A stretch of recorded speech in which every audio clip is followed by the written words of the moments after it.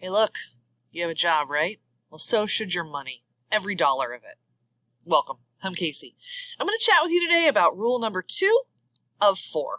Embrace your true expenses because you might have an older car you just know will need some repairs in the not too distant future, or you want to save for a nice family vacay. Here's how it works.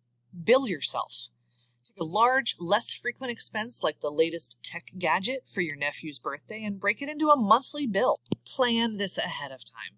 Create a target to fund it monthly, and then when the time comes, you can just pay for the expense. Want more information about how you can look more like the lady on the right here than the one on the left? Check out the YNAB website to learn more about life both with and without Rule 2, but note, having your head encircled with flying paper money is not guaranteed. On the site, also check out why it works and some great articles to help you make better use of your money.